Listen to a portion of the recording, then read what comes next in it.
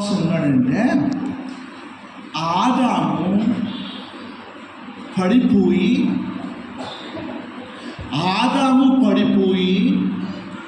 లోకమంతా కూడా పాపపు స్థితిలో ఉంది.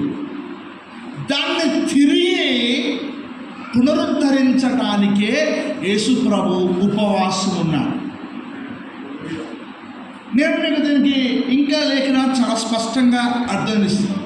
ఆయన అరణ్యములోనే ఎందుకున్నాడో తెలుసా? ఏదైనా తోటలో శోధింపబడిన ఆదమలు పడిపోయారు, అరణ్యములో శోధింపబడిన ఇశ్రాయేలు పడిపోయారు. కాబట్టి యేసు ప్రభు అరణ్యంలోకి వెళ్ళడం కారణం ఏంటంటే ఆయన నిజమైన ఇశ్రాయేలుగా బయటికి రావాలి. ఆయన నిజమైన ఇశ్రాయేలుగా బయటికి రావాలి. నిజమైన ఇశ్రాయేలు అంటే అర్థం ఏంటి అనొచ్చు. చాలా చదివించారు. ధర్మశాస్త్రాన్ని అనుసరించడము ఇశ్రాయేలు లక్ష్యమే, కానీ మెస్సియాగా అంగీకరించడం కూడా సంపూర్ణ ఇశ్రాయేలుగా అవుతాడు. ఎందుకంటే చాలామంది ధర్మశాస్త్రాన్ని పాటించారు కానీ మెస్సియాను అంగీకరించింది. వాళ్ళు ఇశ్రాయేలా కాదా?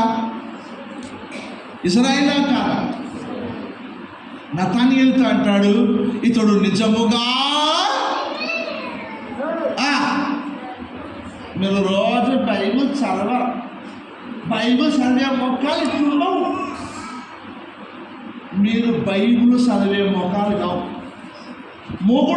మెగుడు రేఖలా మొగలు రేఖలా అది ఆ సీరియల్ చూసే రకాల్లాగా కనబడుతున్నాయి. అంటాడు ఏమనంటే ఇతడు నిజమైన ఇశ్రాయేలు, ఈయన యందు ఏ కపటము.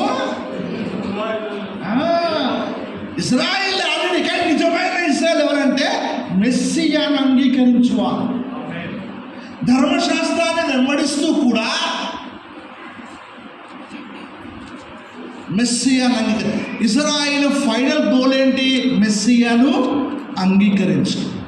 ధర్మశాస్త్రం అంతా అంగీకరించిన చివరికి మెస్సియాను అంగీకరించకపోతే నిజమైన ఇశ్రాయేలుగా ఉండడం సాధ్యము.